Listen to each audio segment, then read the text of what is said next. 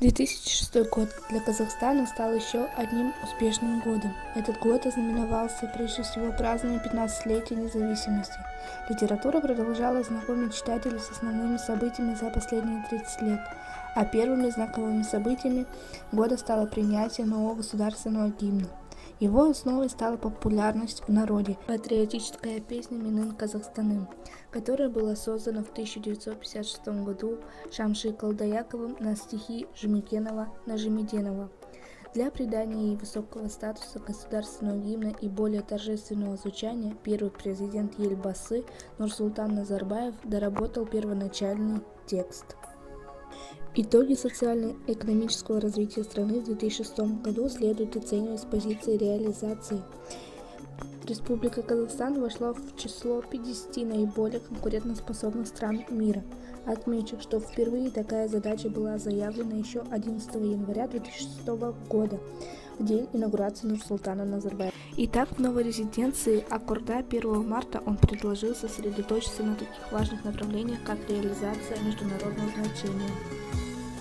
В 2006 году доля Казахстана в общемировых разведанных запасах нефти составляла 3,2%, занимала первое место в мире, газа 1,5%, угля 3,1%, шестое место, урана 18,9%, второе место.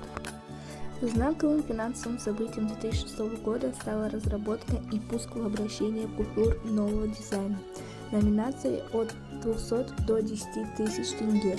При этом купюра в 10 тысяч тенге образца 2006 года заняла первое место в номинации «Лучшая новая банкнота». Еще одним из важных событий, произошедших в этот год, это 18 июня 2006 года.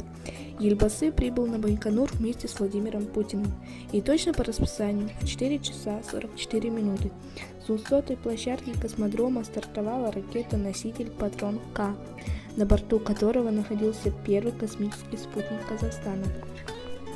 В этот год Казахстан впервые вкладывает большие средства в российскую экономику, приобретая собственность на Оренбургском газоперерабатывающем заводе. Именно этот год для Казахстана и России запомнился масштабным сотрудничеством в топливно-энергетической сфере по формированию Международного газового альянса.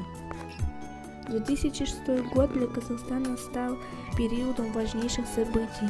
И так как каждый казахстанец обязан знать историю своей страны, необходимо внести этот период в свои знания и внести гордость за весь пройденный период.